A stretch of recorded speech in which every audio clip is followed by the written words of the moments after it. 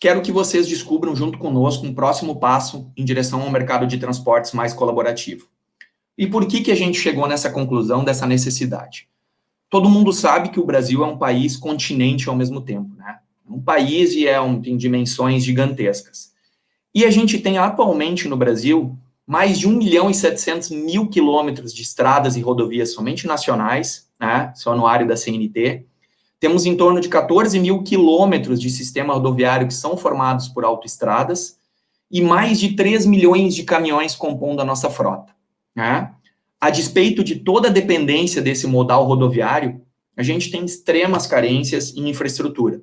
E elas não permitem com que a gente potencialize toda a capacidade e o viés empreendedor do brasileiro, de produzir commodities e de bens industrializados, né? Mas a gente entende que pensar cada atividade de forma isolada, sem ações que promovam integração numa comunidade de negócio de fato, né, sempre nos pareceu um desperdício de energia, de recurso, de tempo, né? Dessa forma, nós queremos trazer um contraponto para essa questão, sobre o ponto de vista de economia colaborativa e da teoria da abundância. Nós entendemos que juntos podemos gerar mais oportunidades, mais riqueza e colaborar de fato para a transformação da nossa economia e sociedade. Nasce assim a iniciativa eSales Next Log. Tá? Diante desse cenário, eu vou começar contigo, Alexandre. Como vocês veem o avanço e o panorama atual da transformação digital nas áreas de logística e supply chain, com enfoque no transportador? Excelente pergunta, excelente ponto, Voltaire. Eu acho que quando a gente olha a questão da tecnologia, a gente às vezes se questiona até onde ela vai, e eu acho que a forma como eu procuro olhar ou compreender esse processo é entendendo que a tecnologia ela vai automatizar tudo que for possível ser automatizado. Isso independente do segmento. E, obviamente, quando a gente está falando num segmento tão relevante como a logística, esse processo ele vai se acelerar, talvez, ainda mais do que vai se acelerar nos outros segmentos. E se a gente quiser tentar entender como isso vai acontecer, eu acho que a forma mais adequada para olhar é tentar perseguir um pouquinho as mudanças culturais que vêm acontecendo, as mudanças humanas, né? Eu acho que se a gente perseguir isso, a gente consegue tentar compreender um pouco melhor para onde esses processos estão indo. E um dos itens, eu queria trazer 3 itens em relação a esse tema aqui, Voltaire, um deles, e acho que está conectado com o comentário que tu fizeste, do desperdício, né, ou na verdade, trazendo uma palavra um pouco mais usual, digamos, a busca pela eficiência, né? Então, as pessoas, elas estão buscando eficiência por natureza, né? Como que eu economizo a minha energia? Como que eu consigo ser mais eficiente? E para isso, ela precisa garantir que ela, do ponto de vista de autonomia, ela esteja fazendo o máximo. Então, ela precisa ter o máximo de recursos disponíveis para ela precisa poder ter autonomia para acessar serviços, acessar informações, tudo isso de uma forma muito simples, muito direta, permitindo com que ela tome decisões com muito mais velocidade, com muito mais agilidade. E essa autonomia, ela se amplia no momento em que cada um dos indivíduos passa também a ter disponibilidade de usar não só os seus recursos, mas os recursos que estão em volta a ela. Ou seja, se ela passa a ter também a possibilidade de atuar no conceito de integração. E aí a gente amplia o máximo da autonomia, o máximo da eficiência do indivíduo para o máximo da eficiência do grupo ou da colaboração.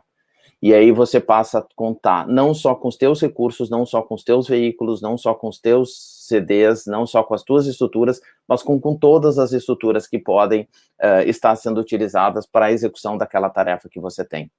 E esse processo, obviamente, que ele funciona do lado inverso também. Ou seja, no momento que eu tenho todas as informações referente à atividade que eu estou executando e eu tenho a disponibilidade dos recursos meus e dos terceiros, e isso passa a se repetir de uma forma equivalente do ponto de vista dos parceiros, isso gera um ganho de eficiência muito relevante, e aí passa a ter, de fato, passa a se evitar o desperdício, que é o ponto que tu trouxeste na abertura. E tudo isso vem dar, obviamente, vem fazer sentido no momento que as pessoas conseguem entender que elas não estão mais competindo, mas sim que elas estão evoluindo em conjunto, elas estão progredindo, elas estão avançando e não mais concorrendo. Isso permite com que elas possam colaborar de uma forma muito natural, usando a tecnologia como meio para fazer isso.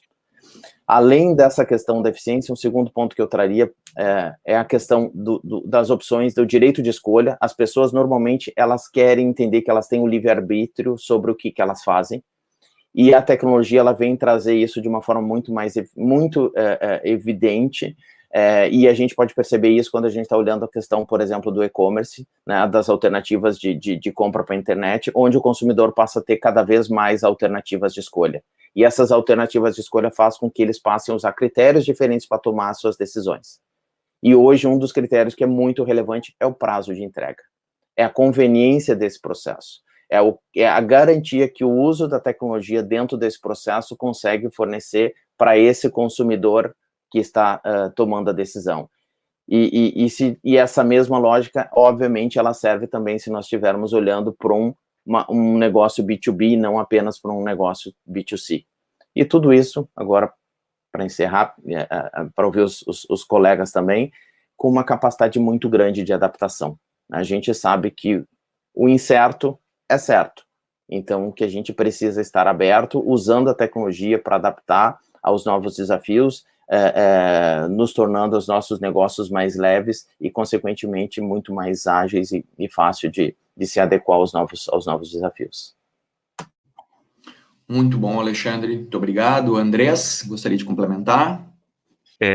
Acho que um ponto que eu acredito que faz sentido eu focar primeiro, a gente está dentro de um mercado que ele é gigantesco, tá? E normalmente, quanto maior o mercado, maior as possibilidades de especialização, tá? Então, justamente, quanto maior o nível e necessidade de especialização, cada vez mais é difícil que tu consiga ter todo o fornecimento de todas as soluções que tu precisa dentro de casa. Então, parte do pressuposto que se você não conseguir contar, né, com uma rede colaborativa ou com parceiros que te deem essa sustentação, o problema fica gigantesco e muito difícil de realizar, até porque a realidade do transportador, além de todas as dificuldades que já possui na estrada, né, de fazer uma logística eficiente, quanto mais se apoiarem na possibilidade, né, de buscar soluções que podem agregar a essa eficiência operacional da empresa, isso é espetacular, muda a tua capacidade, né? Então, muitas vezes tem um pensamento de que, eu não vou fazer isso contando com o outro, vou fazer tudo sozinho, só que hoje é quase improvável fazer coisas sozinhos, sem contar com ninguém, né? E uma coisa que o Alexandre mencionou um pouco antes, a gente vive o empreendedor do transporte, aí, né, não só os sócios, mas a equipe que está junto também, está sempre o ideal seria estar sempre numa zona de desconforto, ou seja, sempre buscando uma vanguarda de soluções, de soluções principalmente para o cliente, né, porque como o Alexandre comentou, o cliente é rei, o cliente que normalmente direciona o mercado, e uma coisa que já ficou muito claro, o cliente mudou muito nesses últimos anos, e o mercado de transporte e logística tem que acompanhar isso cada vez mais e com cada vez mais atenção, não esperando para ser reativo, ou seja, não esperando ter consequências de diminuição do resultado da empresa, né, ou aumento das ineficiências. Ele já tem que estar um pouco atento e tentar acompanhar essas ondas, porque obviamente quanto mais rápido tu acompanha a onda, mais rápido tu tira frutos disso, até que venha a próxima onda de inovação ou de mudança para o mercado de transporte, tá? Então, acho que essa é basicamente a colaboração que eu coloco nesse ponto. E já passo a palavra aí para o Voltaire. Muito obrigado, Andrés, né? Muito bem conduzido. Wagner, gostaria de colaborar nesse ponto? Eu vejo assim, que o público de logística, em especial transportadoras e operadores logísticos, olha só, nós temos hoje, atualmente, mais de 150 mil transportadoras no Brasil. E o Andrés e o Trevisan falaste muito bem ali em relação à colaboração. O primeiro aspecto, o primeiro gancho que eu queria puxar aqui, é justamente uma onda que a gente vem percebendo, pelo menos a Logap, que é a zona de especialidade. Antigamente, tu tinhas ali um modelo de negócio onde tu atuava ali numa série de frentes, eu transportava tudo e para tudo. Eu transportava qualquer carga no aéreo, no rodoviário, para todo o Brasil. E hoje, com a evolução aí, principalmente da tecnologia dos embarcadores, a ICEIOS é pioneira nisso e sabe muito bem, os embarcadores eles estão mais exigentes. Prazo, preço, qualidade, rastreamento é mandatório. Isso aí é o arroz com feijão de qualquer transportadora. Aí nós entramos num outro ponto aí, que é o atendimento personalizado, aonde a gente está falando de processos bem definidos, de capacitação, do SAC 2.0. Hoje, do meu ponto de vista, a tecnologia, ela também deveria atuar, ou deve-se atuar a partir de agora, no SAC 2.0, no atendimento, e principalmente no pós-venda. Além, claro, falando da frota digital, muitas transportadoras ainda têm aquele paradigma de atuar somente com o carro próprio. E quando eu atuo dessa forma, eu limito a minha capacidade de atuação. Tudo bem que eu entro num outro ponto, do quantitativo para qualitativo, muitas focam no qualitativo, não é isso que eu quero discutir, mas enfim, eu vejo que a tecnologia hoje, o maior desafio em si não é tecnologia. Eu vejo que o desafio hoje, ele é conceitual, ele é estratégico, é o momento de eu parar, respirar, olhar para dentro da minha casa e pensar o que eu quero mudar, o que eu quero transformar, como eu quero que a minha marca seja bem vista, aonde eu quero que a minha marca seja referência. Eu acho que essa é a palavra-chave, porque senão a gente vai continuar sempre investindo em tecnologia e muitas das vezes não conseguindo atingir os objetivos. É dessa forma que eu enxergo, e eu volto a palavra ao Voltaire. Perfeito, Wagner. Acho que a gente teve um panorama bem colocado aqui nessa questão. Eu concordo, eu acho que cada um conseguiu pensar. Eu acho que a gente saiu, né? Acho que é premissa sair do conceito analógico para o conceito, para o mundo digital. Acho que isso é premissa, isso é condição, isso não é mais diferencial, né? E eu acho que são questões muito mais conceituais, como o Wagner bem trouxe, de cada empresa entender que precisa trabalhar no modelo qualitativo e quantitativo.